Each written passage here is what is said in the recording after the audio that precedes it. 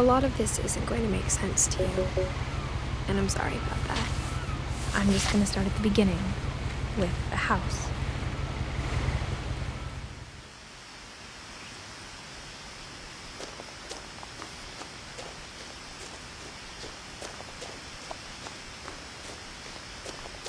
I lived here until I was 11, but I wasn't allowed inside half the rooms.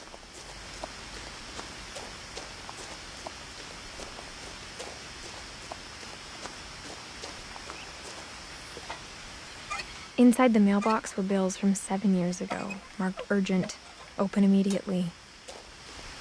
I hadn't been back since my brother Lewis's funeral.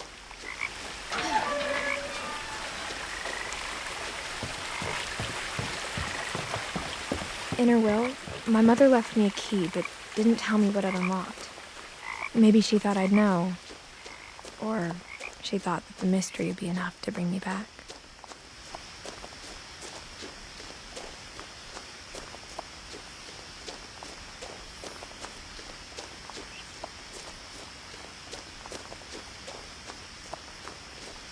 No one had driven this way in a long time, but I saw a few hoof prints.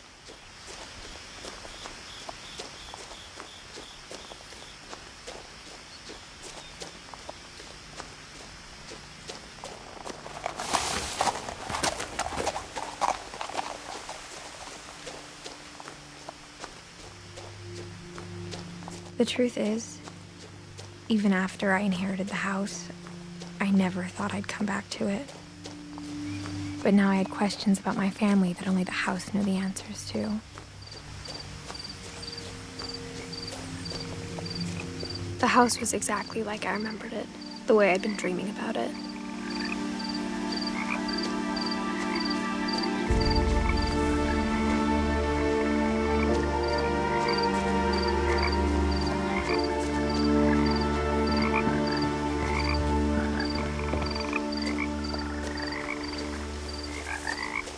As a child, the house made me uncomfortable in a way I couldn't put into words.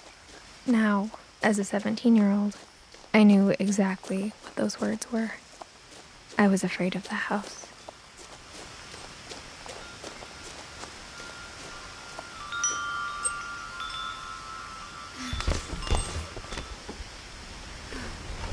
Crawling through the doggy door used to be a lot easier when I was 11.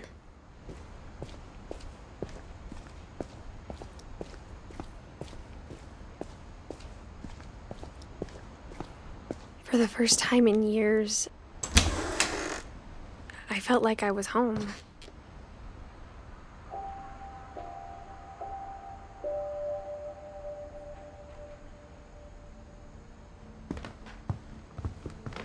But instead of a family, there were just memories of one.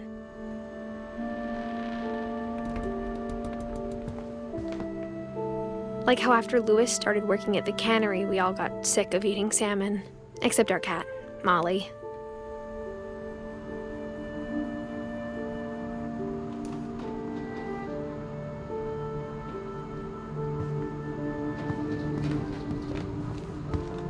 Nothing in the house looked abnormal.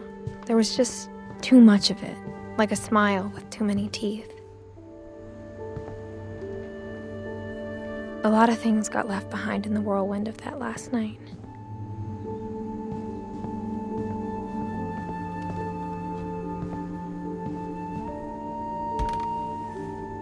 Edie told me once that every Finch who ever lived is buried somewhere in the library.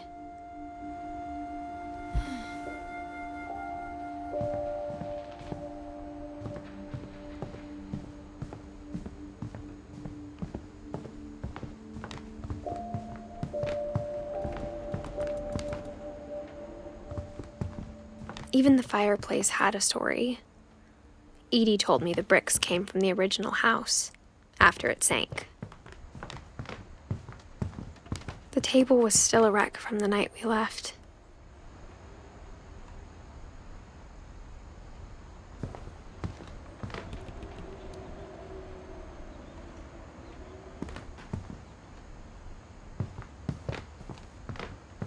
My mom was the only one. It was like a bomb had gone off, killing everyone but sparing the furniture.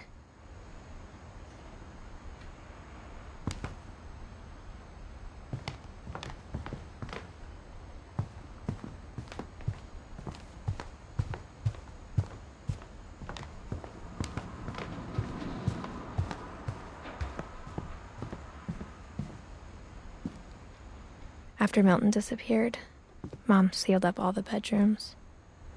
Then Edie retaliated and drilled peepholes.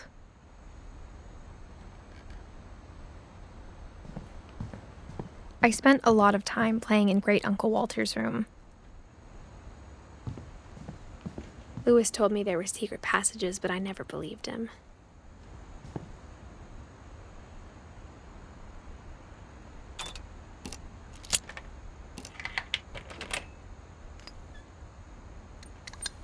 Turns out, my mom was really good at keeping secrets. Now it was time to find out what my mom had been afraid of.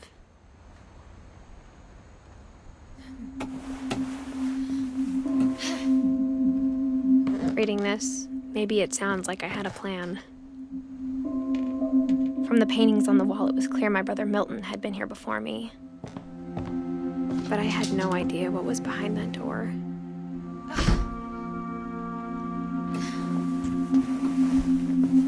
Just like I had no idea where all this was gonna lead. I grew up looking at Molly's room through the peephole.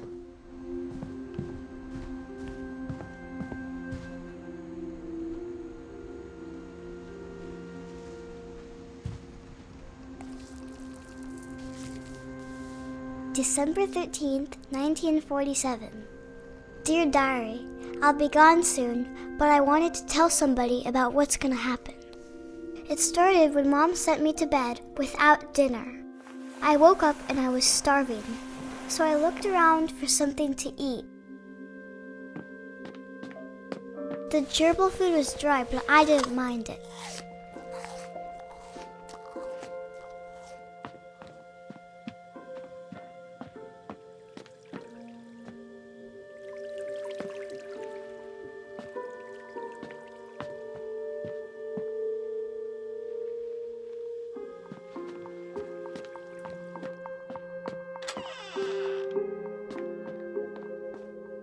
I kept eating and eating.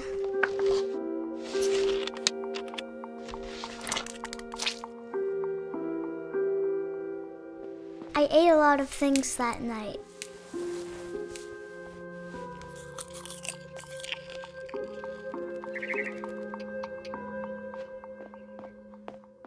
Then I heard chirping outside my window. It was a barn swallow going back to her nest. I reached out for her.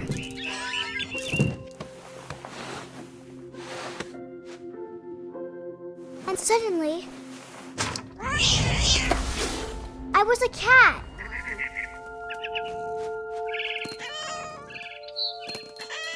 I tried to be quiet, but the bird was really scared.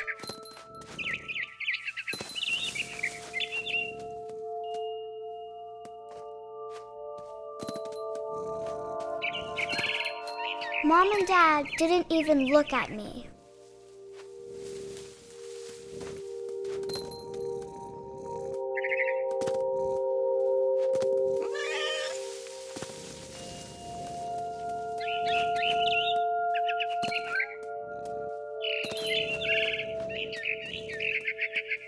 I jumped and I almost got her.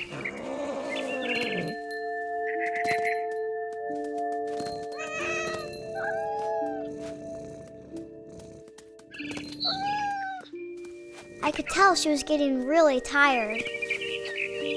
Now I was up in the big tree. I promised Dad I wouldn't climb it anymore. All I cared about was eating that mama bird.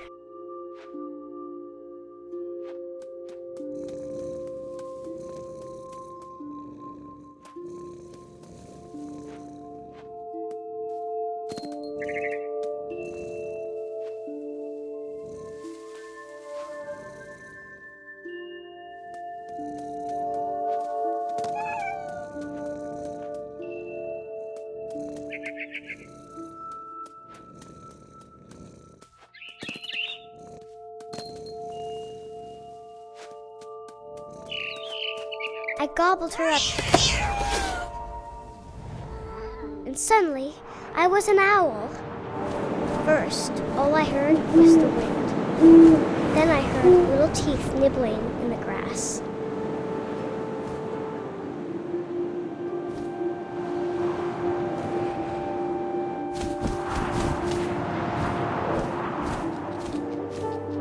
rabbits.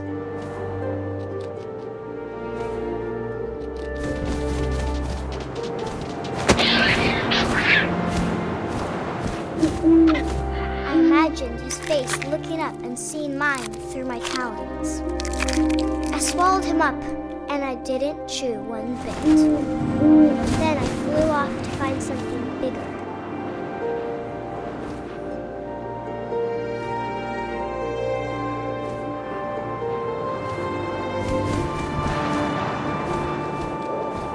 A mama rabbit.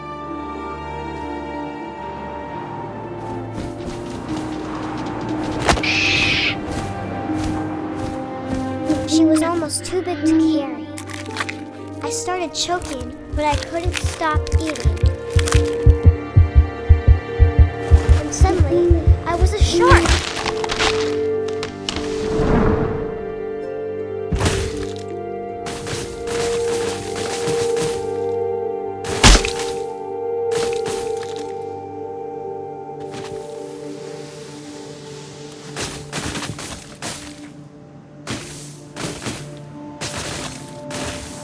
I rolled off a cliff and into the ocean. Now, I was hungrier than ever.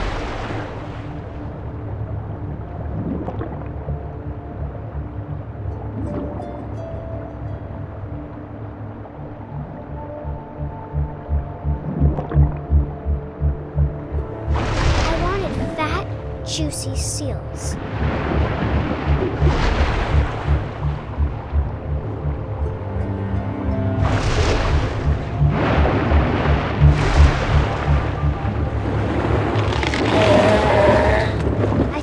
Her flipper, and it tasted really good.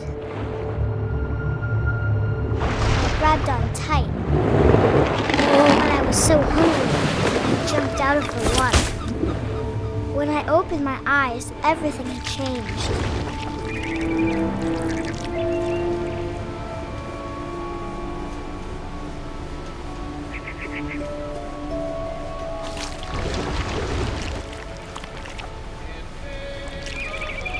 Now I was a monster, and I smelled people everywhere.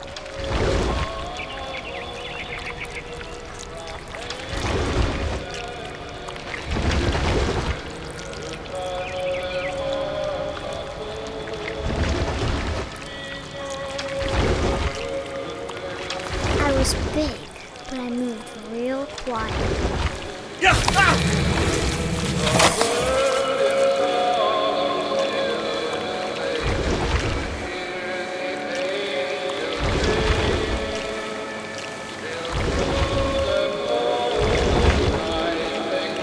I wanted to stop, but also I didn't.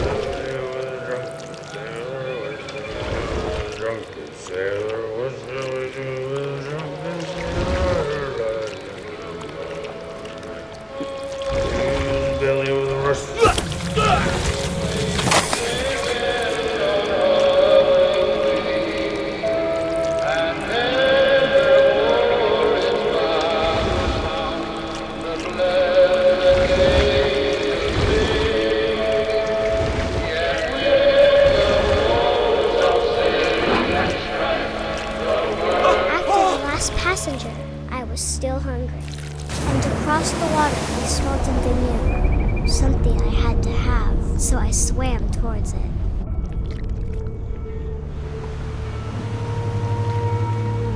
I slithered onto the sand, and the good smell went into an old pipe.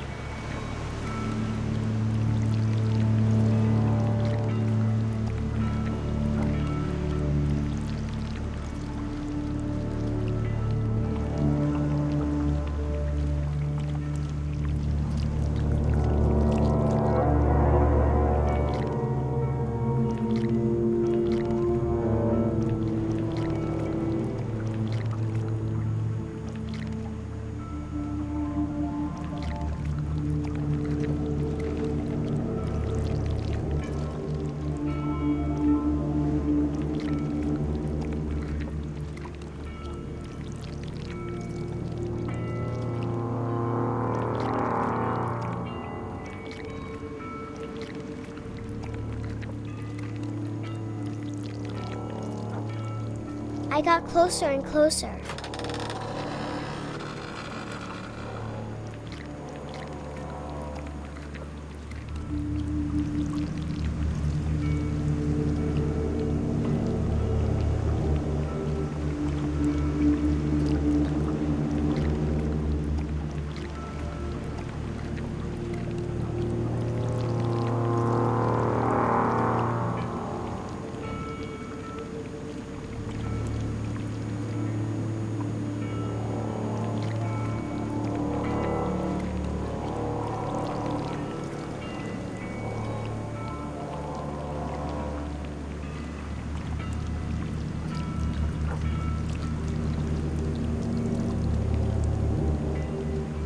All of my stomach started growling. And suddenly, I was me again. I held my breath for a long time, but I couldn't hear anything. I think it's waiting for me to fall asleep. But it's not going to wait much longer. It needs to feed, and we both know I will be delicious.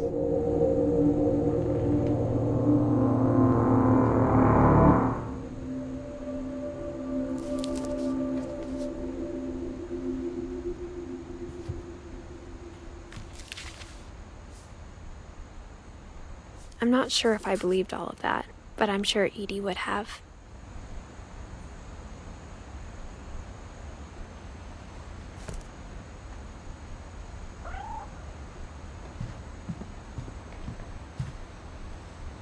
Molly's gerbil had a tiny bedroom with its own even tinier gerbil cage.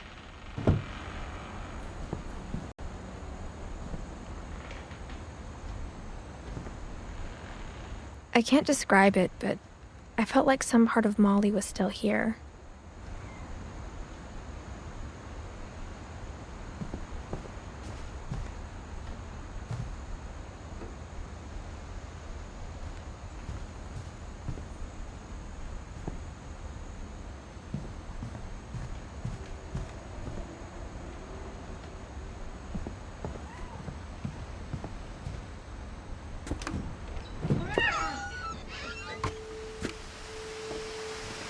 This will be obvious later, but my mom never told me any of these stories. Edie would have, but Mom didn't like bringing up the past. Though, when we adopted a stray kitten, she was the one who named it Molly. I spent a lot of time in Great-Grandma Edie's room. Her room was like a museum. For 500 years, the Finches have been famous throughout Norway for their fortune and misfortune.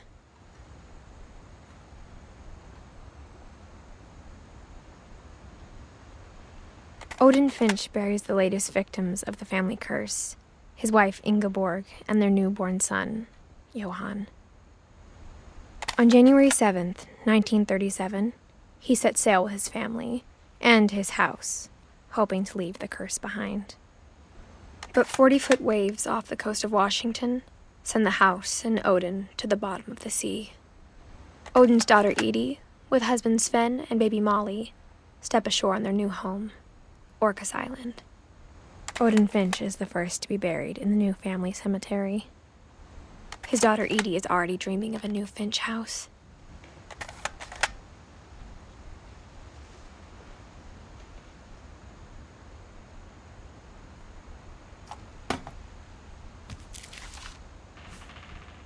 Whatever's wrong with this family, it goes back a long ways.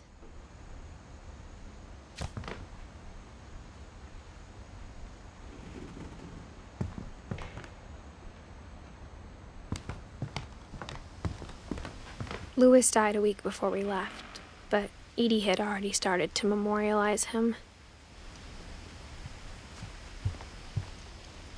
When Edie told people Sven was killed by a dragon, she could also have said he was building a dragon-shaped slide that collapsed. She could have, but she didn't. Even in her 90s, sometimes Edie seemed a lot younger than my mother. The only trace Grandpa Sam's first wife, Kay, left on the house was the pink bathroom. It was a pretty big trace.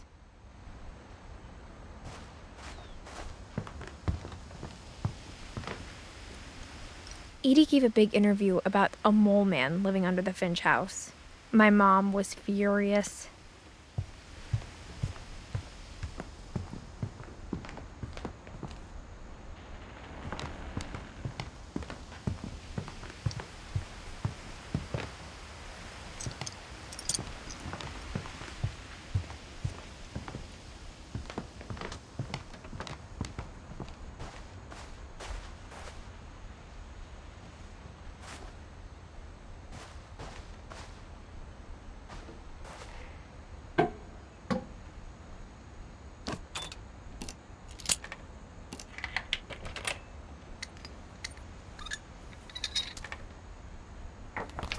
There's a secret in this bathroom.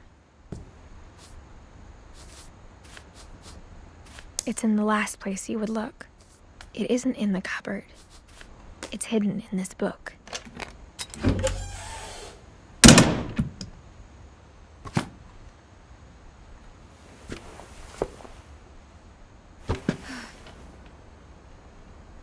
Sven gave Sam an old camera he'd refurbished. He never put it down.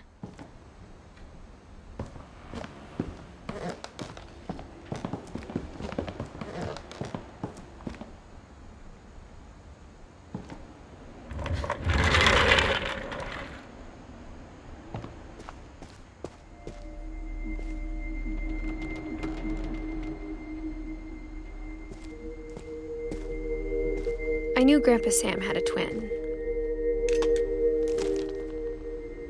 and that he never talked about him. I guess my grandpa didn't like history any more than my mom did.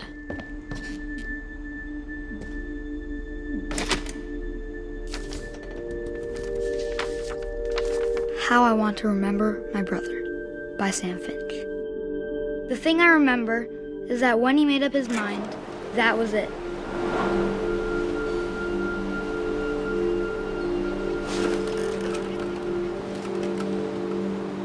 My brother said he'd die before he ate another mushroom, and he did. At Barbara's funeral, we swore we'd never be afraid again, and he wasn't. I think Calvin always wanted to fly.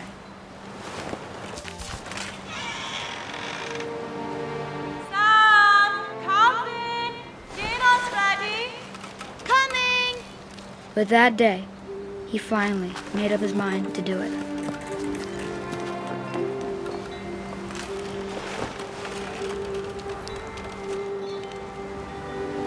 I told him going around was impossible. Maybe if I hadn't said that.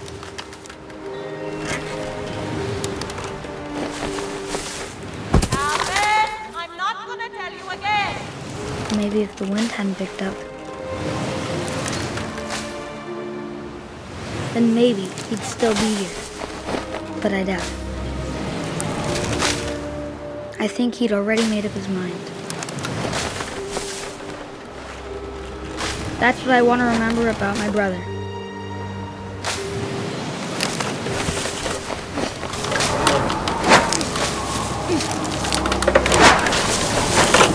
The day he made up his mind to fly.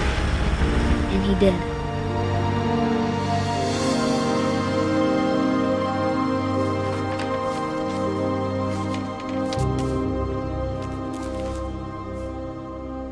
Calvin's story felt strangely familiar.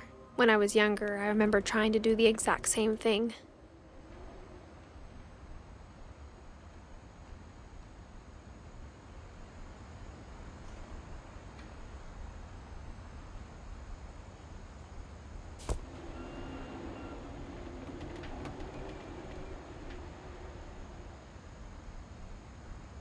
After the funeral, Edie roped off Calvin's half of the room.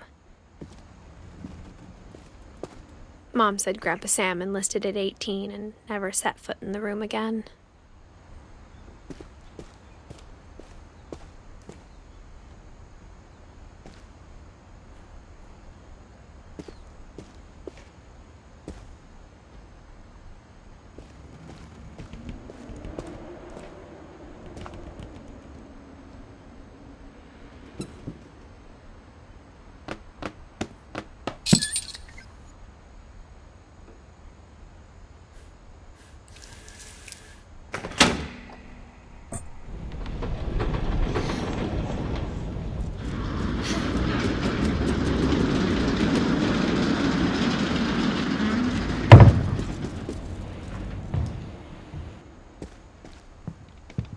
passages were a pretty tight fit.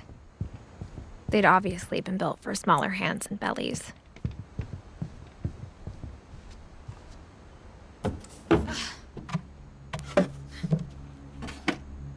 Growing up, I always thought of Barbara as a child star.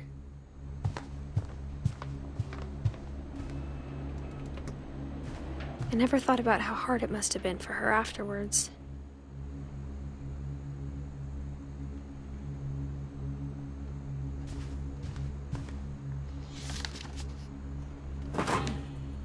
Of all the stories people wrote about Barbara's death, I'm surprised Edie saved this one.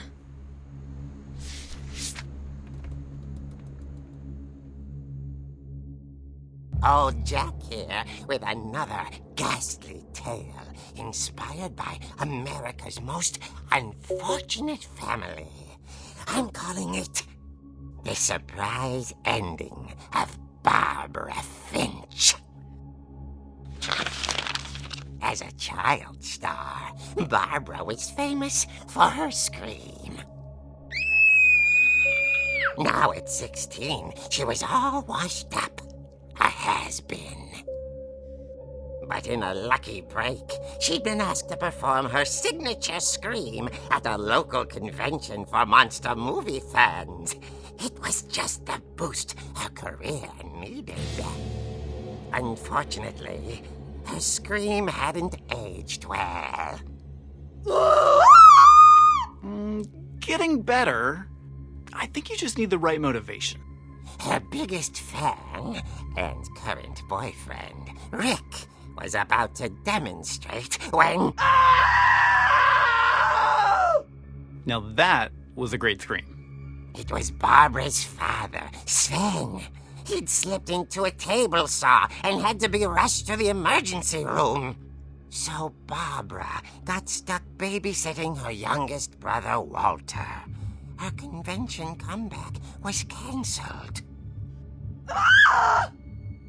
Okay, I'm hearing frustration, but I'm not hearing terror. What if I tried... A gang of hoodlums in Halloween masks have been terrorizing Orcas Island tonight. Police are urging residents to... That came from the basement. You're right! Also, I loved your delivery on that. Why is your basement door locked? Because my dad likes making puzzles and secret passages. There's a key hidden in the music box. The secret is to keep winding and winding until finally the key pops out. Thanks, babe. I'll be back in a sec. 20 minutes later, Rick hadn't returned. So Barbara went to look for him, right on cue. She reached for the music box. And as she wound the key, she listened for Rick, but the house was silent.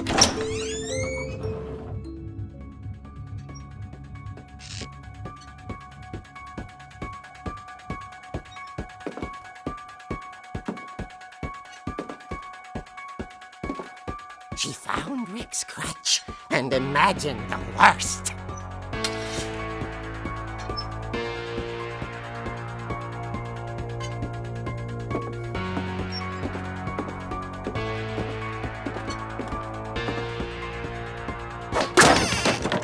The gang's leader is the infamous Hookman killer, Dr. Carl Hamill, who impaled and then ate his family 10 years ago tonight.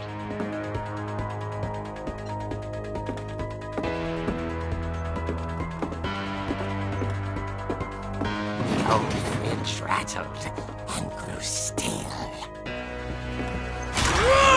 Oh dear! Oh! Rick? Barb, relax. I was just trying to scare you to help you find your scream. Well, I'm not scared, Rick. I'm furious. Then act furious. All I'm getting from you now is that you're hurt and confused and you're...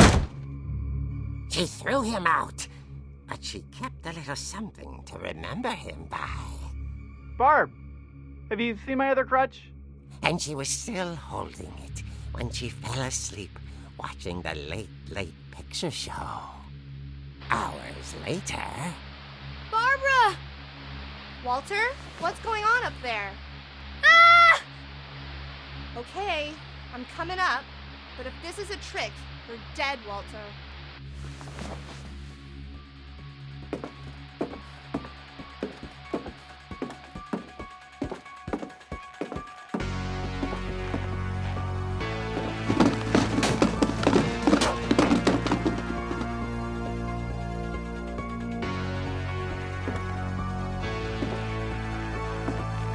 Walter, are you there?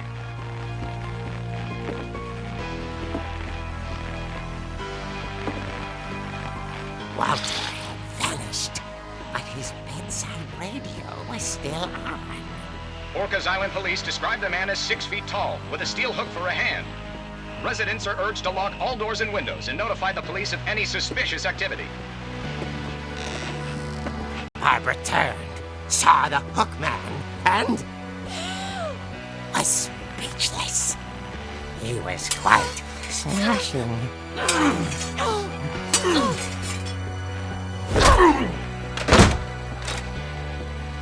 And he was. He couldn't get enough of Barbara. Okay, Barbara, there's gotta be another way out of here. That night, she played her part beautifully.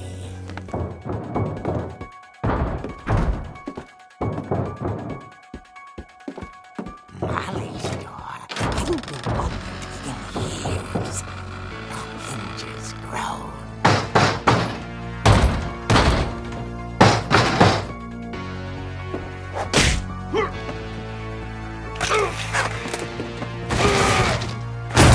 He wasn't moving, but she sensed the story might not be over yet.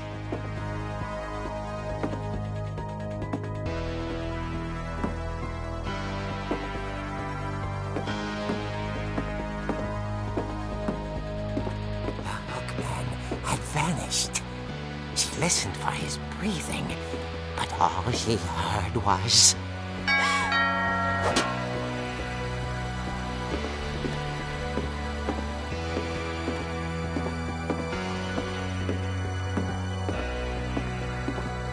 Someone at the door was dying to speak to young Barbara.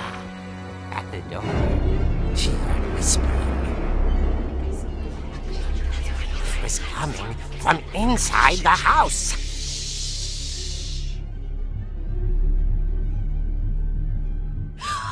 Oh dear. The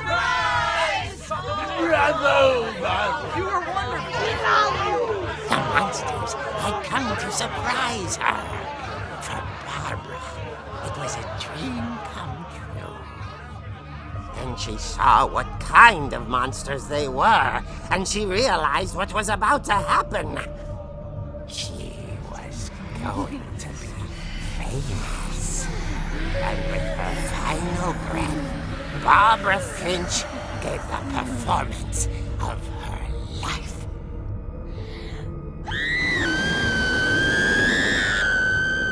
I wasn't there myself, but I hear Barbara was magnificent.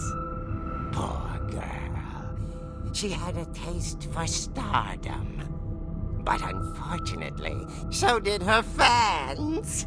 Of course, the police blamed it all on poor Rick, who disappeared the same night. And little Walter? Hiding under his bed the whole time. He took it all pretty hard, but that's another story. As for Barbara, tucked inside the music box was all they ever found of her. Her ear. Now that's what I call a real eerie tale.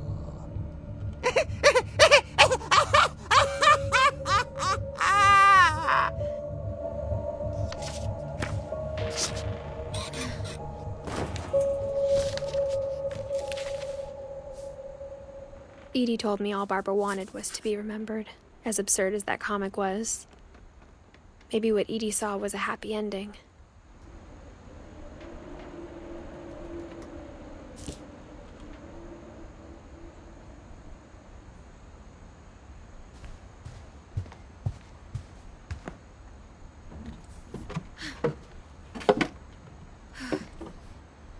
I guess now I know why Mom didn't like me playing with the music box.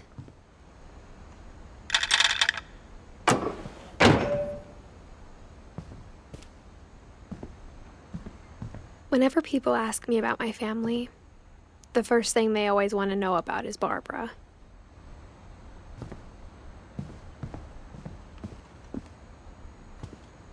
Mom must have locked the third floor stairs on the night we left.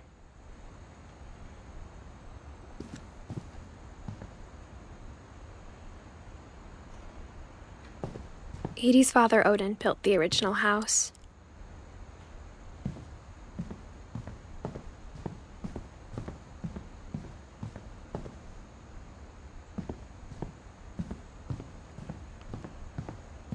It's funny. All those times I played with the music box and never found the basement key.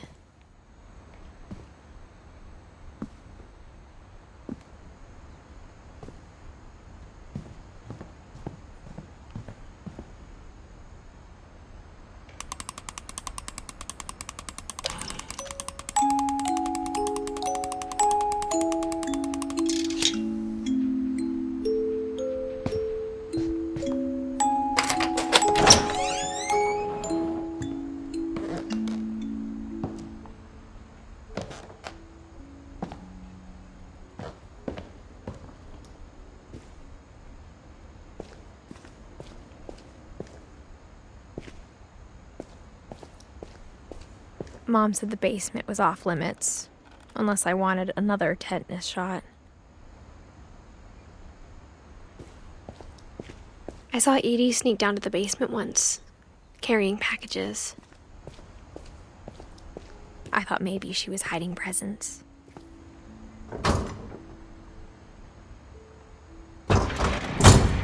It turned out she was hiding a lot more than that.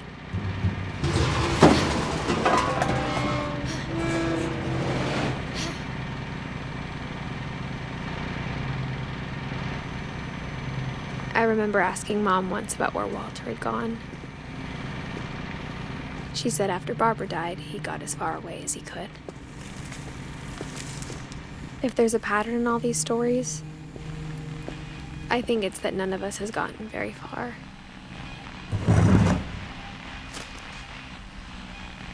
Goodbye, everyone. I can't believe I've been down here for 30 years.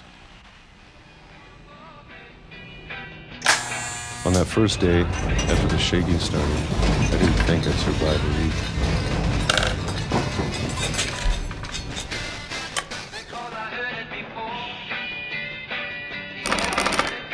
But after a few days, I settled into a routine.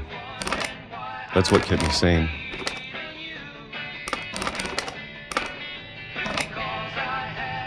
Having a schedule, living for today. I always expected to be dead tomorrow. But if you wait long enough, you get used to anything.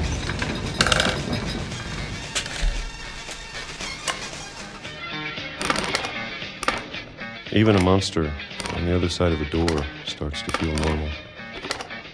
Almost friendly.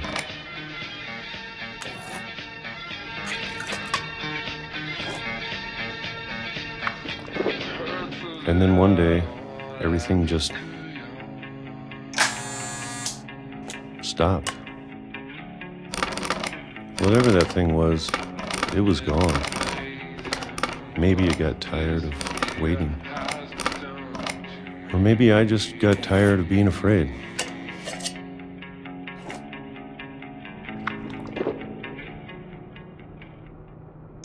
It's been a week now, the longest in 30 years. I'm done waiting. I have to leave while I still can.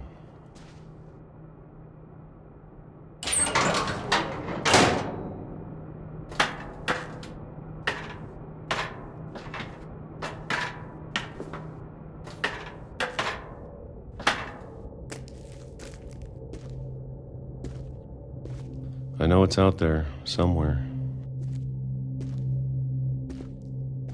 Whatever killed Barbara and Molly, Calvin.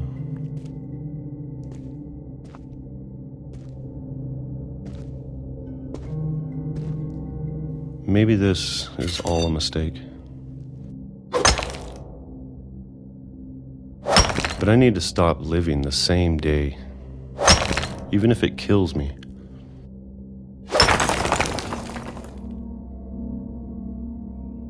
Whatever's out there, I want you to know I'm ready for it. I'm going to appreciate all of it, especially the food. I don't mind if I only have a year left, or a month, or a single week. I'd be happy with 1 more day. I can already imagine the sun on my face.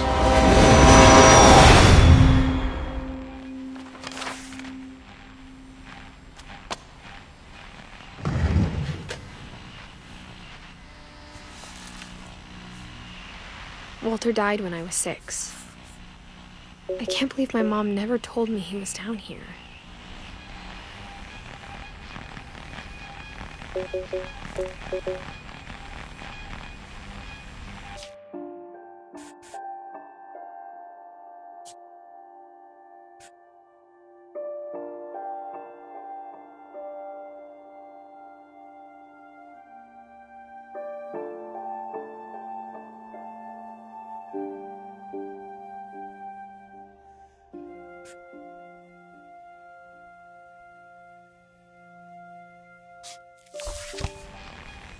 I'm sure my mom was trying to protect me.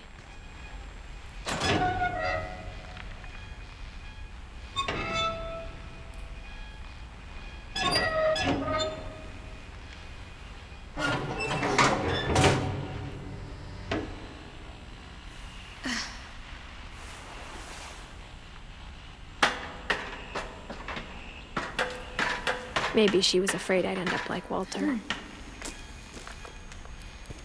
But if she never told me about an uncle under the house, I can only imagine what else she was hiding.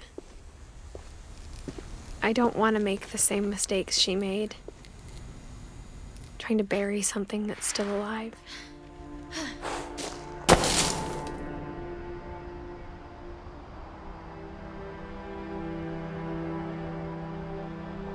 Now that there's only one of us left, or maybe 2, I thought it was time I heard the stories for myself and found out what happened to everyone else. But now I'm worried the stories themselves might be the problem. Maybe we believed so much in a family curse, we made it real.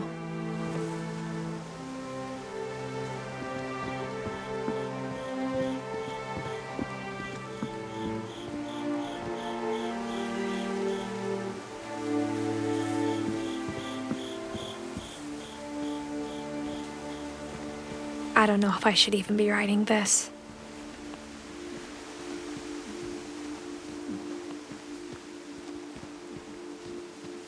Maybe it'd be better if all this just died with me.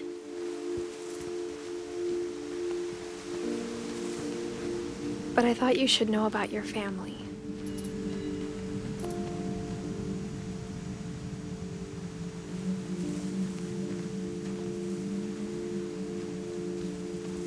And the history you're a part of. Though to be honest, I feel as lost as you probably do right now.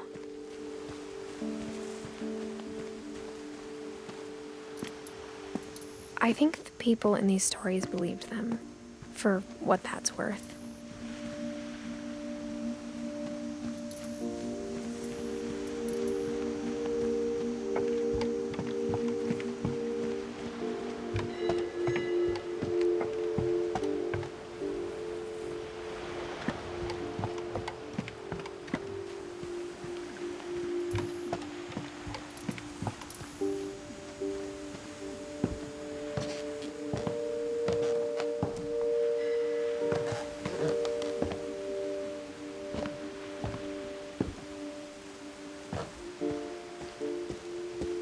And when you look at the house, it that history of imagination and stubbornness and madness, any of it seems possible.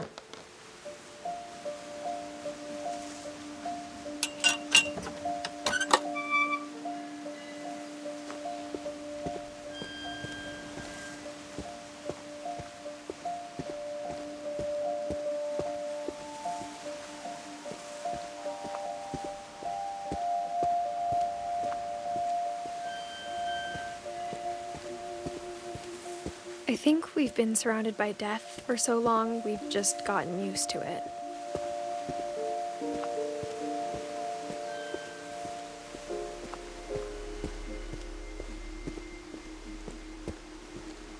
What kind of family finishes building a cemetery before starting the house?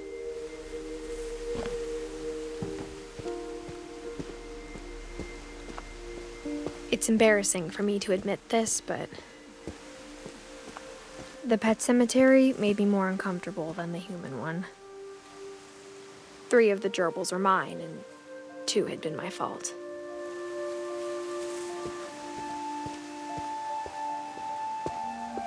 Sven built the house, but it was Edith who designed the cemetery.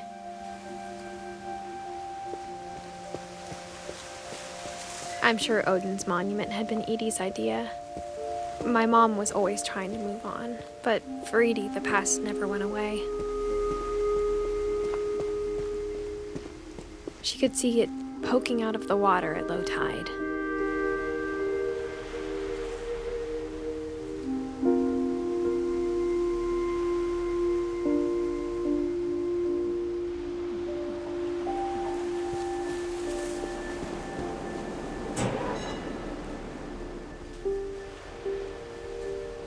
Edith said she dreamed about the old house every night.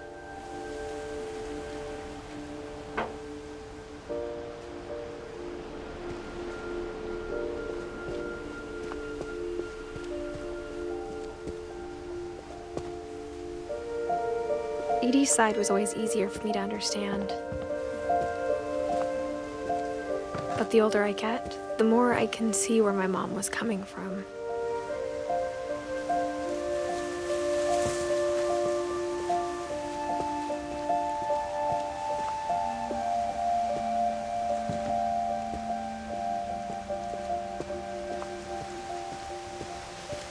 There's so many things I wish I could ask my mom now. Part of me thinks this is what she wanted all along. For me to come back someday and find everything out for myself.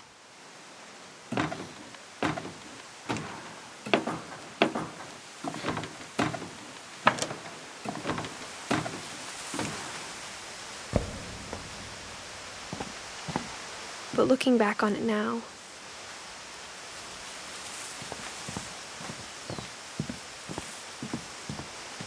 if she told me there was going to be so much climbing, I never would have come when I was 22 weeks pregnant.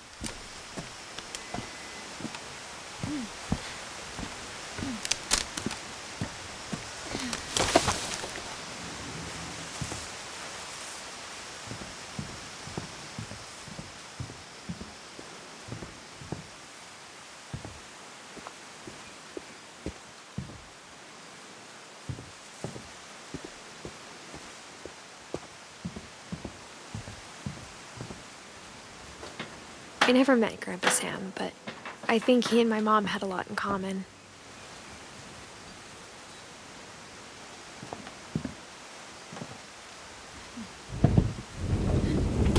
They were both pretty intense.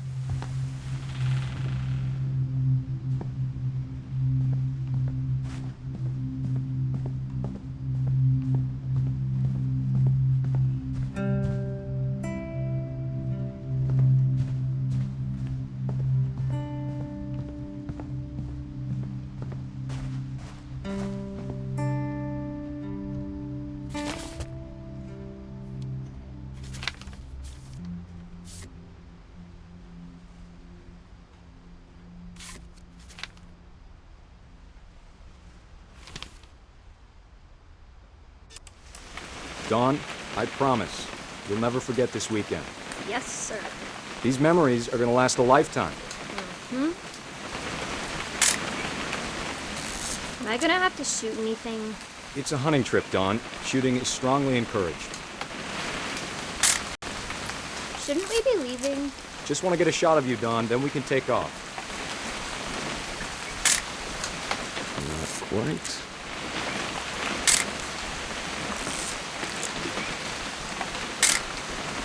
I'm over here, Dad.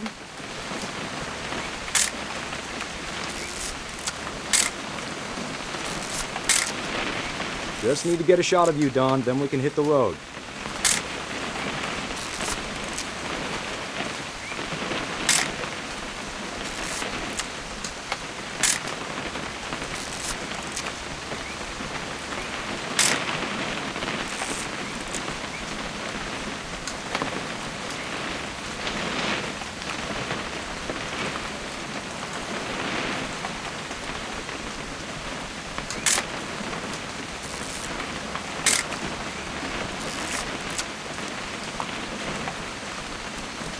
What? Perfect. It's gonna rain the whole weekend, isn't it? Please just take the damn picture. Hey, language. I will never forget this weekend, Dad. That's the spirit. Okay, got it. I'm gonna take some pictures, okay? Just be careful. That camera's older than you are. Aw.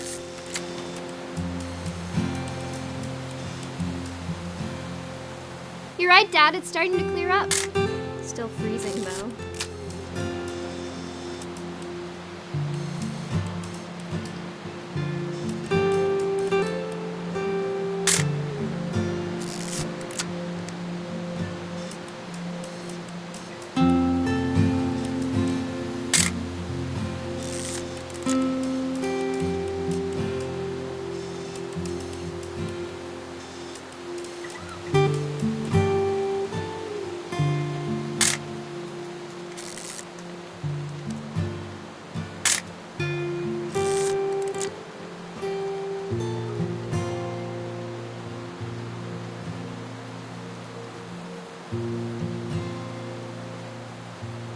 Definitely should not have drunk all that coffee.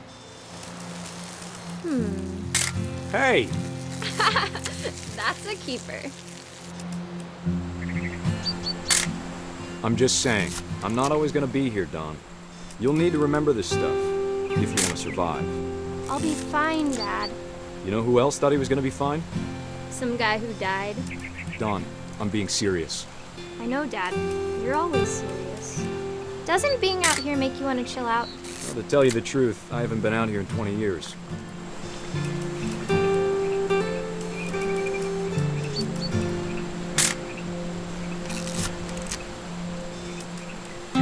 Last time I was with my brother Calvin. Man, that was a great trip. Your grandpa's Fen taught us how to fish, how to build a fire. We found an old logging trail. There were deer everywhere. Dad! Good eyes, Dawn.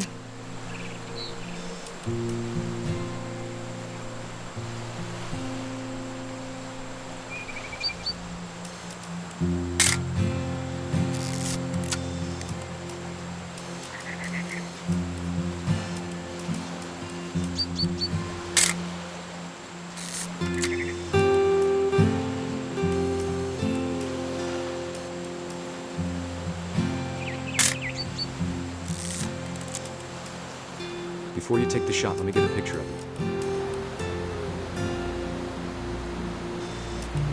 Dad, I...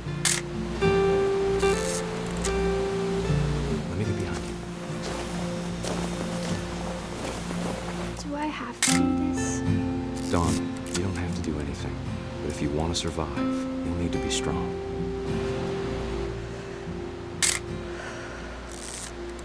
Now keep yourself squared up, elbows down, like we practiced, whenever you're ready.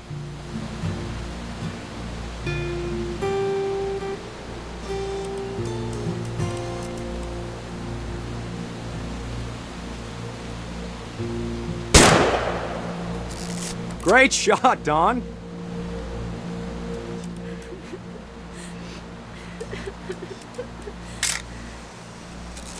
I'm proud of you, Don. Always remember that, okay?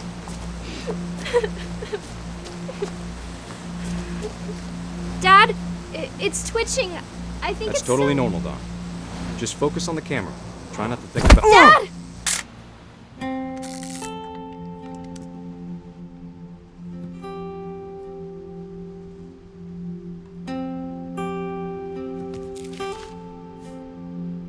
Of all these stories, that's the one I wish most that my mom had told me.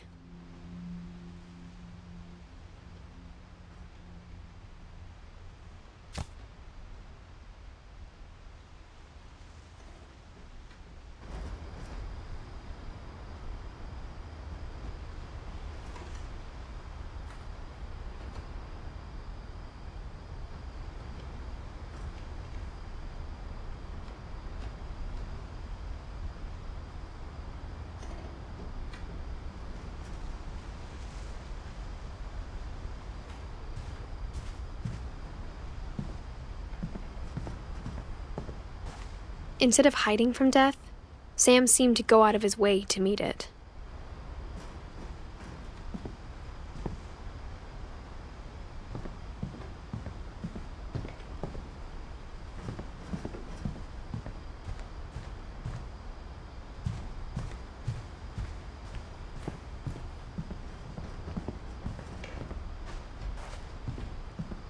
Sam spent his life shooting photos, but Mom said he got nervous being in front of the camera. I guess we're all afraid of something.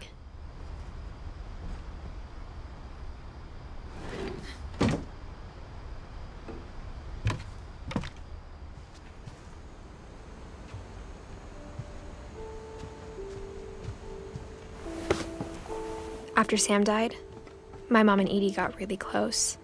They'd both lost a lot.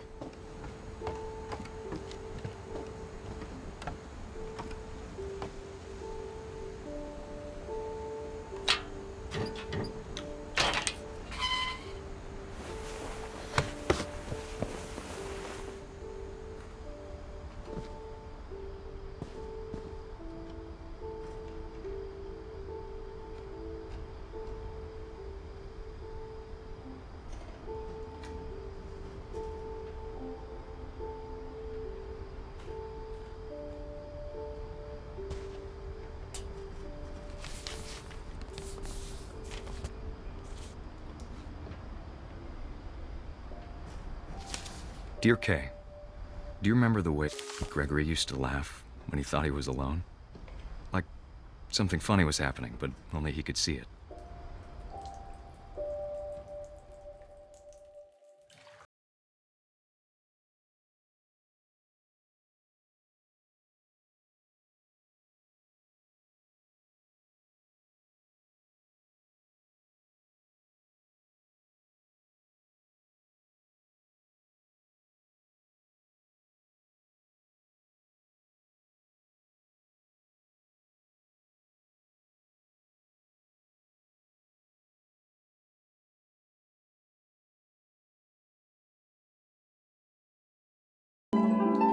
Watching's over, Gregory. It's time to... Hold on, sweetie. Hello? Sam, I told you I don't want to talk right now. I wonder what he saw. What his world was like.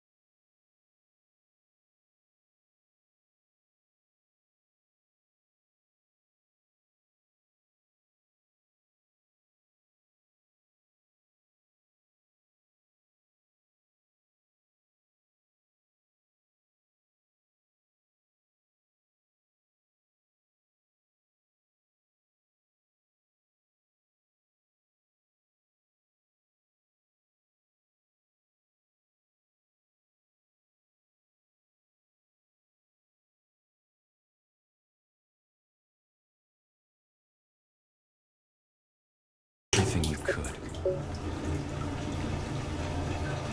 Maybe if I hadn't called that night. Damn it. Hold on, I don't want Gregory to hear this.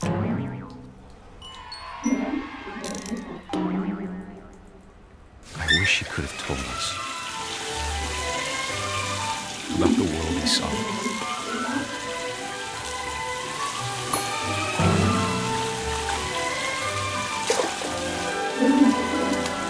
There's so much I don't understand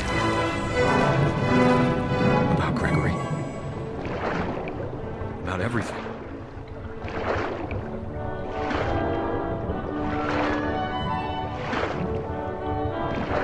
But I know what happened wasn't your fault.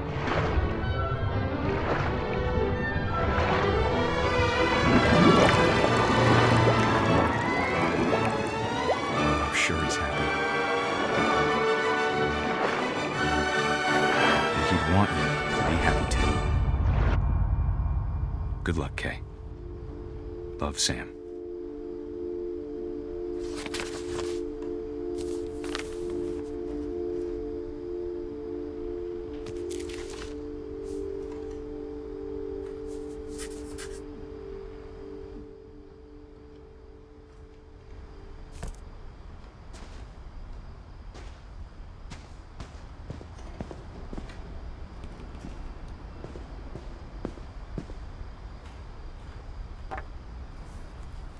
A poem for Gus, who always said the wedding was a bad idea. Our father never hit us kids, at least not very hard, before the day my brother said with teenage disregard that he'd be dead before he'd see a wedding in our yard.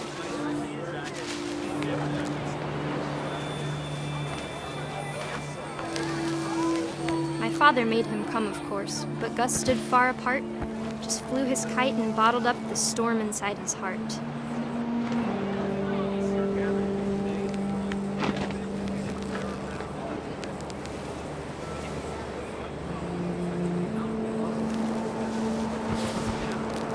I tried to talk him out of it, but though he'd never met her, "We don't need a stepmom," were the words that I now pronounce you husband and wife. You may kiss the bride.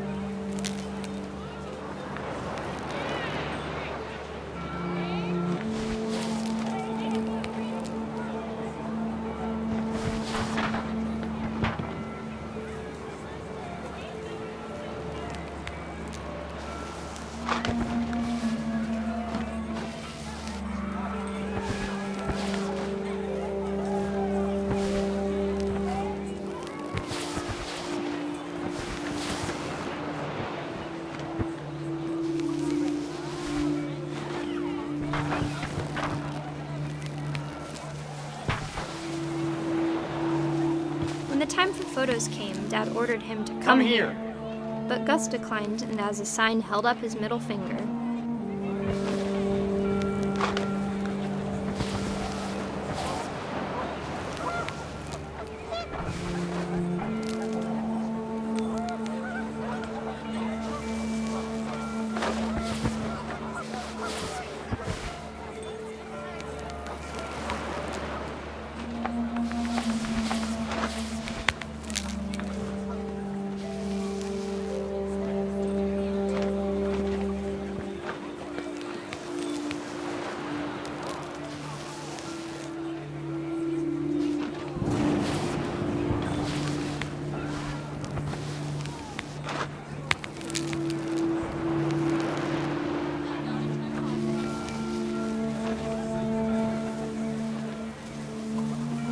The wind picked up, and panicked geese appeared and quickly went.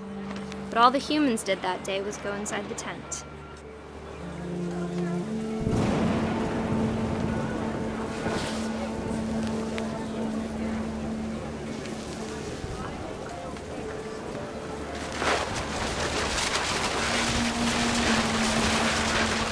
rain came down in buckets then, but no one seemed afraid that nature might destroy the tent our dad had crudely made.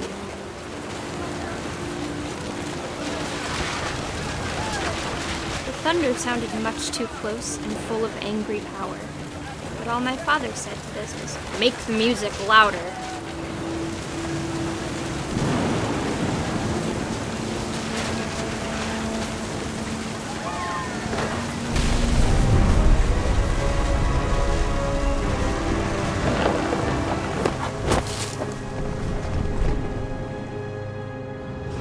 I wish that I could truly say I thought about you on that day.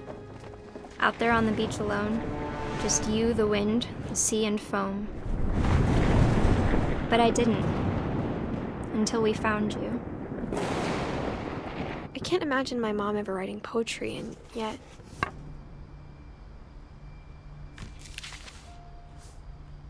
She never talked about him, but Mom told me once if I was a boy, they were going to name me Gus.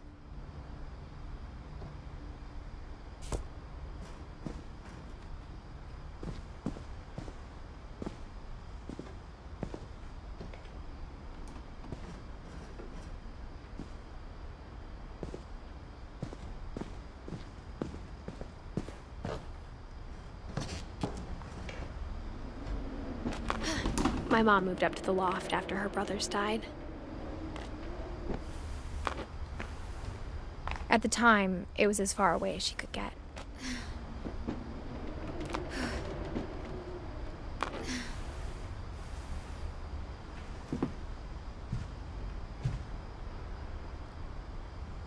Religion was another thing my mom never talked about, but I think it helped her a lot after her dad died.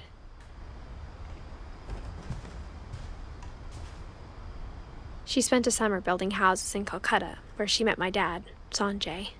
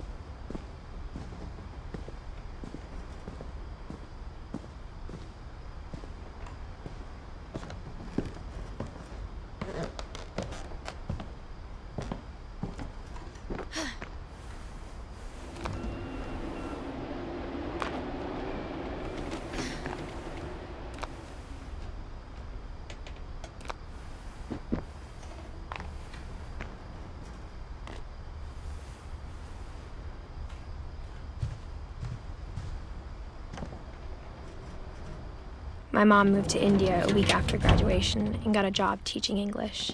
Louis was born a year later.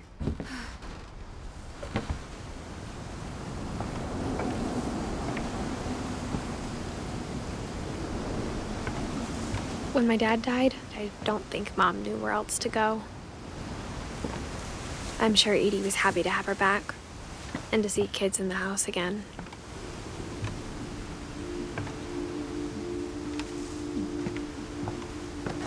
The house had to get a little bigger, but Edie was used to that. And for a while, things were good, almost normal.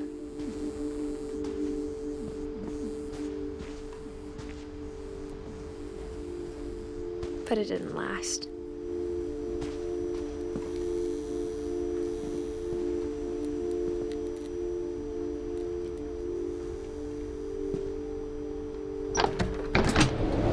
The beginning of the end was Milton's 10th birthday, when Edie gave him a castle.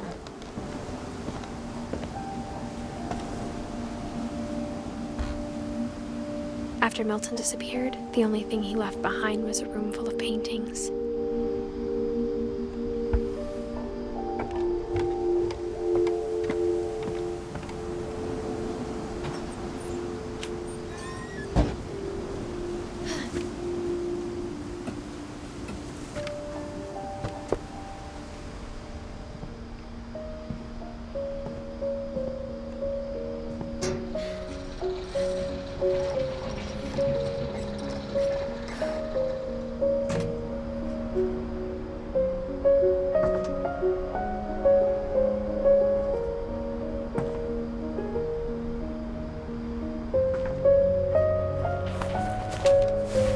Milton Finch in The Magic Paintbrush.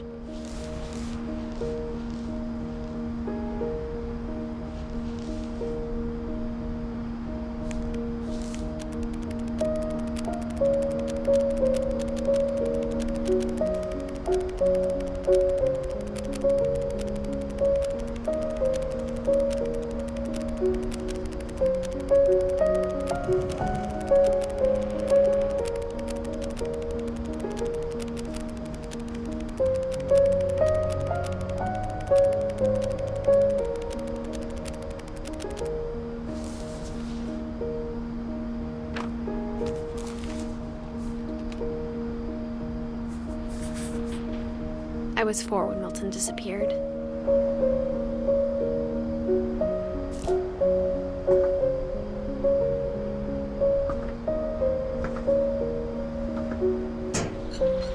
Mom spent months searching for my brother. Then she sealed the doors.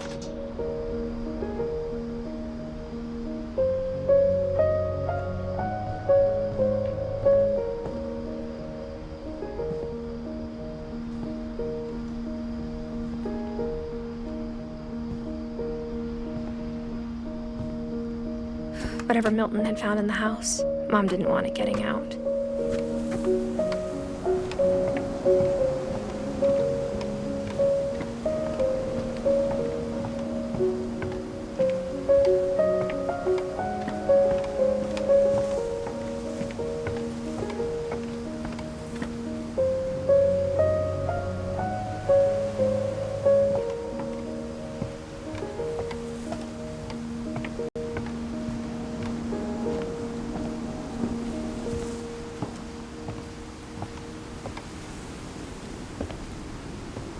Mom definitely blamed Edie, but I think Louis blamed himself. After he graduated, he just spent more and more time in his room, until Mom got him a job at the cannery. Everyone always told me to stay out of Louis's room, except Louis.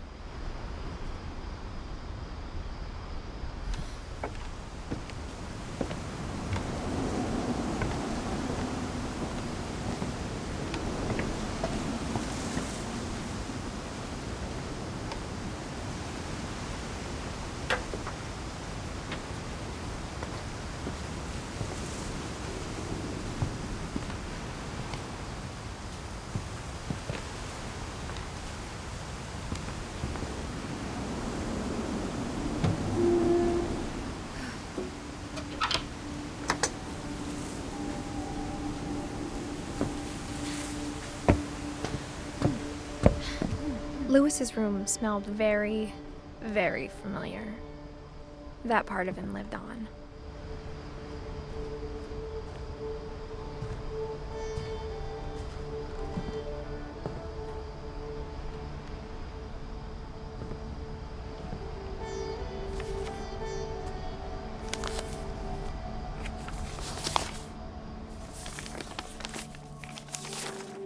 Dear Mrs. Finch, as Louis's psychiatrist, I can understand your desire for an explanation. As I see it, the trouble began in January, shortly after we convinced your son to seek treatment for substance abuse. Newly sober, I believe Lewis first noticed the monotony of his daily life.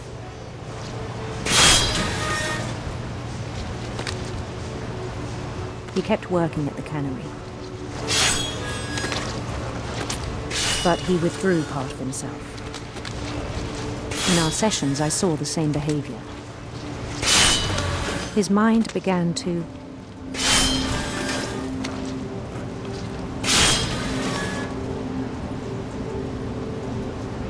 wander.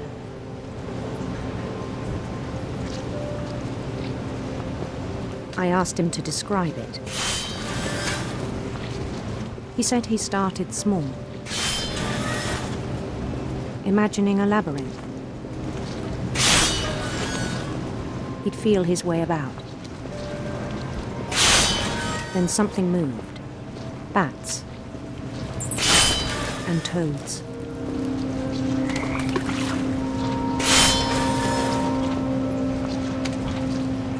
And things that have not names.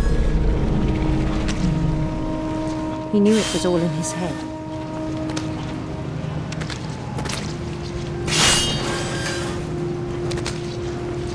And he took it very seriously. I had hoped he'd find himself.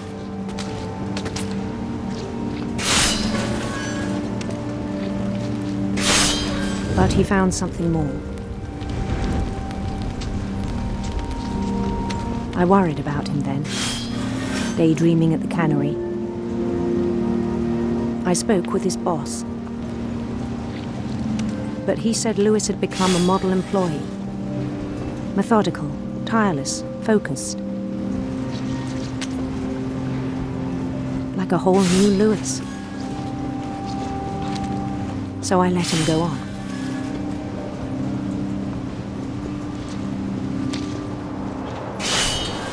I even encouraged him. It seemed very promising at first. He told me he'd made a new friend.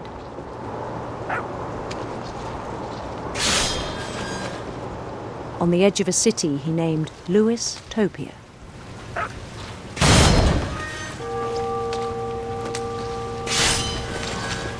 He built the city up slowly, brick by brick.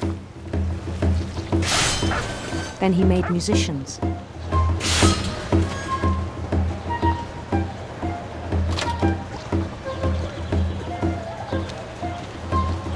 And songs for them to play.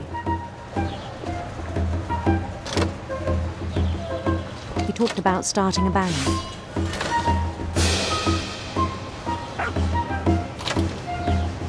And he was always humming something. Every day his imagination grew stronger.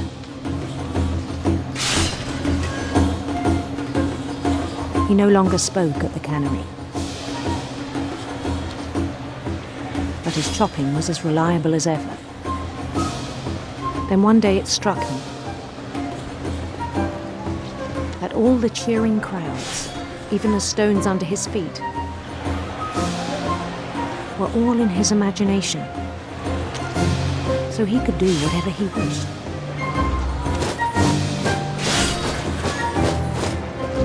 He held an election for mayor. And he won.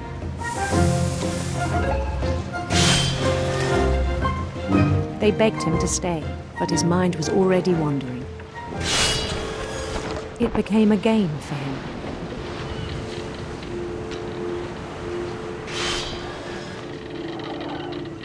He'd conquer a city, then immediately push on. New Louisville.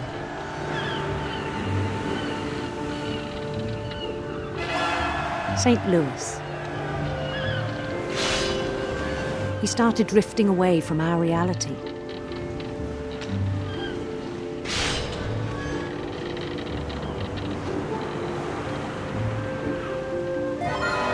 Minneapolis, until one day he forgot to go home from the cannery.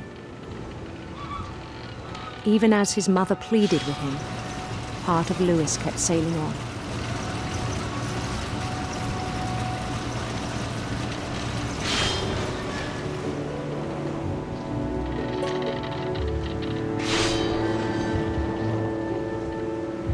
In Lewisburg, he heard rumors of a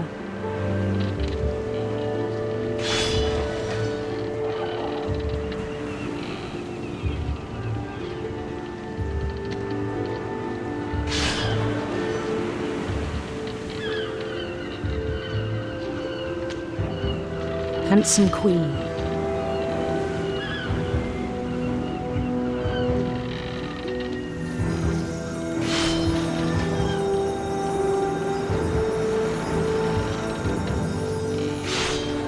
The queen was on her own quest for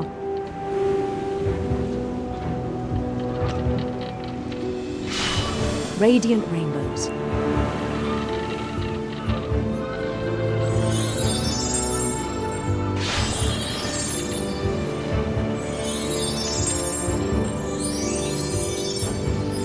He followed the sound of her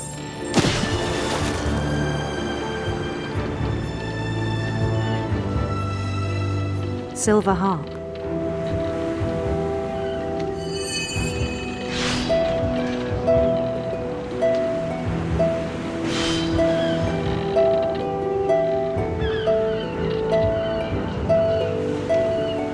His chase led him to a golden palace east of the sun and west of the moon. Even then, his logic remained sound. He knew the world was all in his imagination.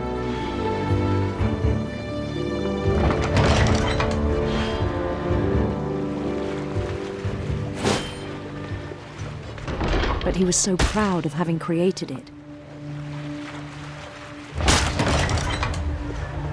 In his own eyes, he'd become something greater than a king.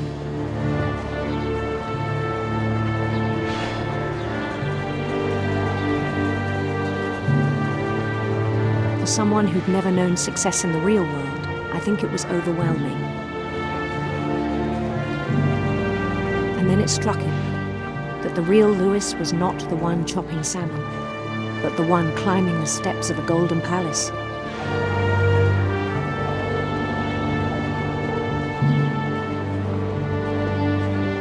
My imagination is as real as my body, he told me. It was hard to argue with him.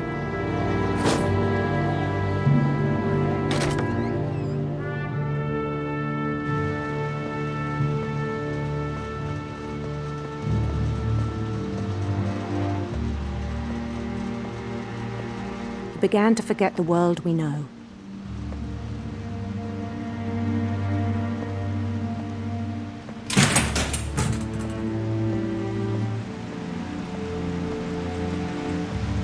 I think it pained him to remember Lewis, the cannery worker.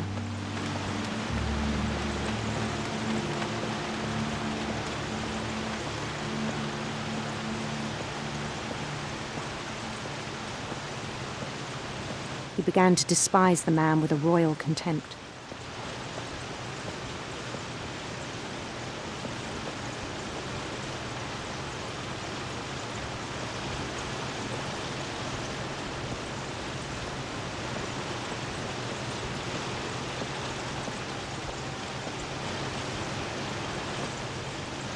I still thought I could save him.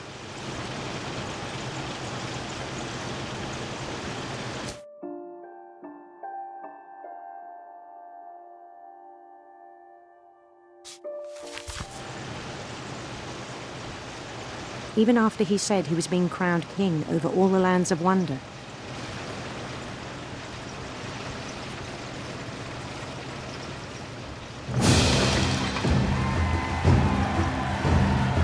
The palace would be packed with his companions.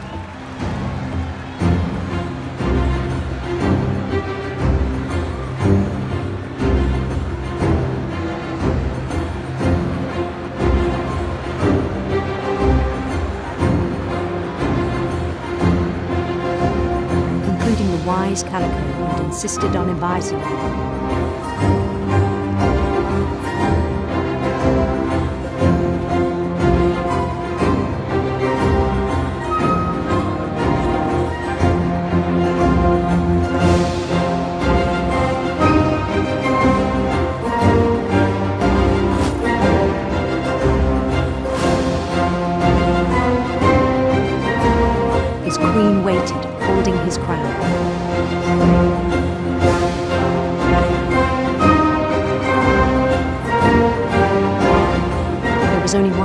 left to do.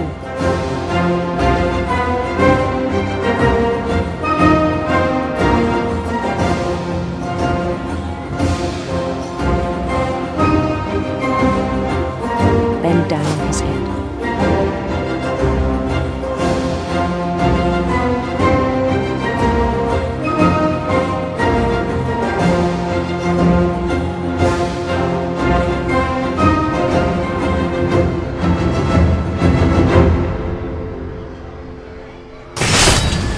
Rest, I think you know. Mrs. Finch, your son was a kind man who will be missed by all of us who knew him.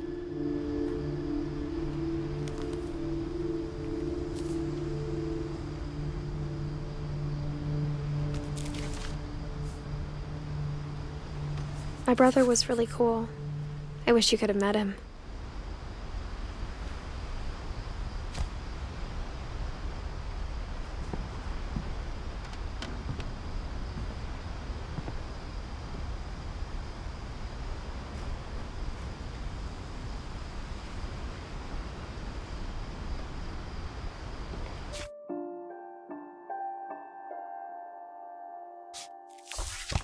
Lewis and I spent a lot of time playing games together, but he was surprisingly bad at them. He died a lot.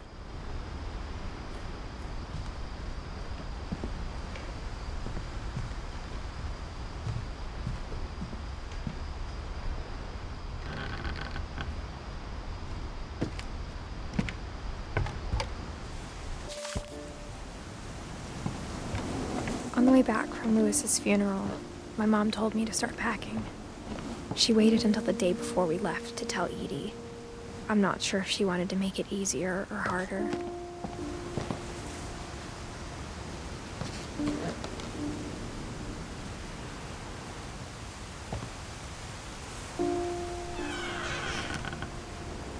I wish we'd stayed.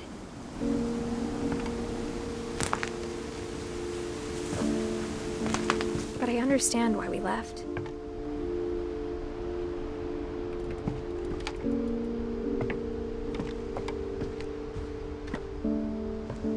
My mom ended up leaving everything behind.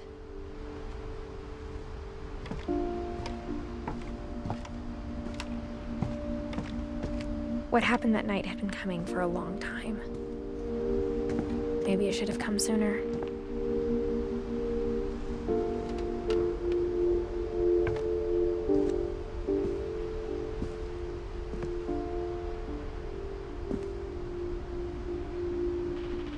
But it had to end one way or another.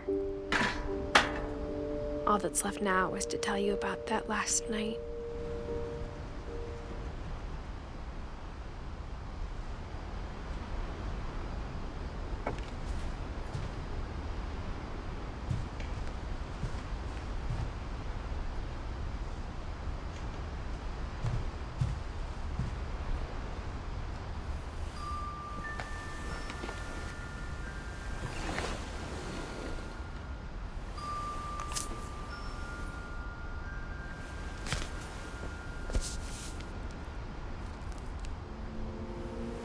That whole last day, Edie just watched us pack and didn't say a word.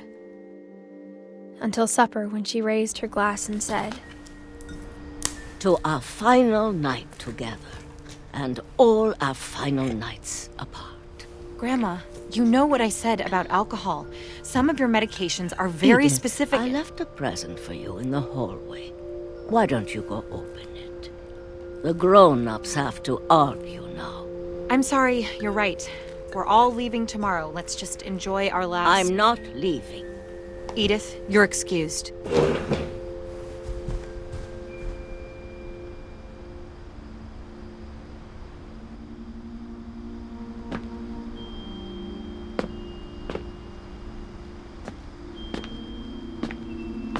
The power had been shut off that morning, but Edie always had plenty of candles. When my mom sealed the library, I don't think she knew about the other entrance. Or that Edie had a key to it.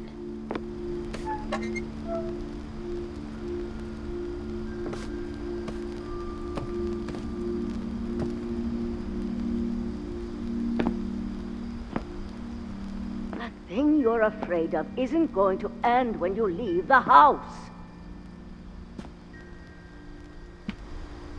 Edith has a right to know these stories. My children are dead because of your stories. I think it's best if Edith and I leave tonight. We'll have the nursing home send a van for you in the morning, okay?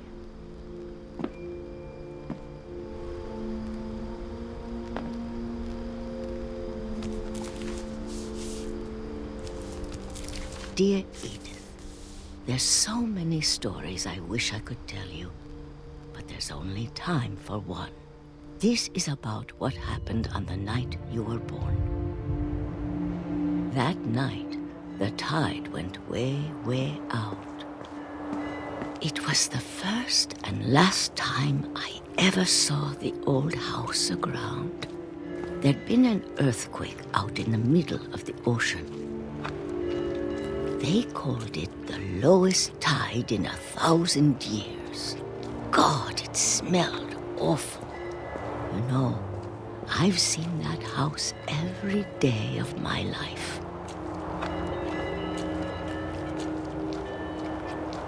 But I never thought I'd go back to it.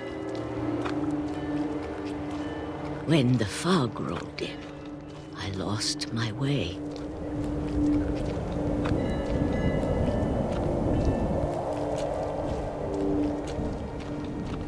I got turned around.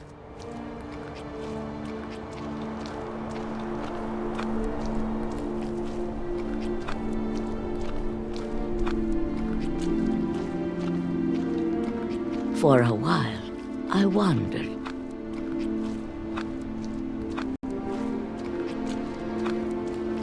I started seeing things.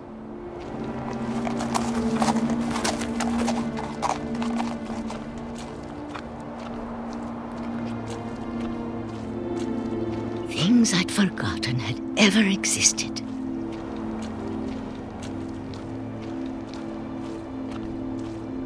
But when I saw them, they felt like old friends. That night, a lot of things came back to me.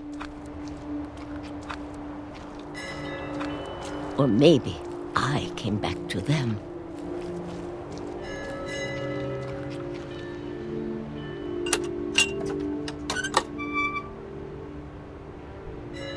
Things I can't explain, but that I need you to try and... Edith, what are you doing in here?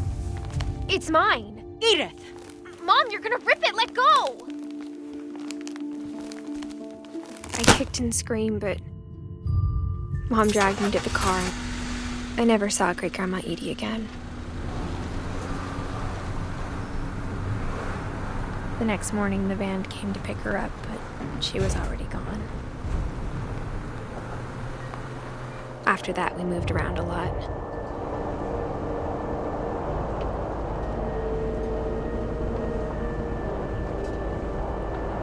We both tried to make the best of it.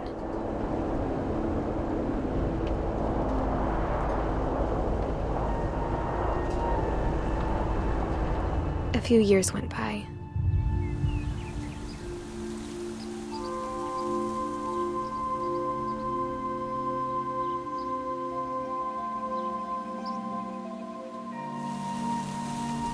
My mom didn't like to talk about it, but she started getting sick a lot. The rest happened pretty quickly.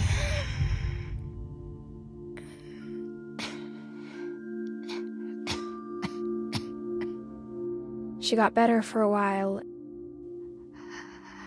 and then she didn't. And then I was alone.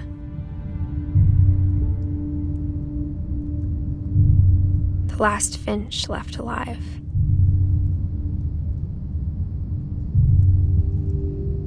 Until I found out about you. I'm still not sure what to tell you about all this. If we lived forever, maybe we'd have time to understand things. But as it is, I think the best we can do is try to open our eyes and appreciate how strange and brief all of this is. This journal was supposed to be for you. But now I hope you'll never see it. I just want to meet you and tell you all these stories myself. But I guess if you're reading this now, things didn't work out that way.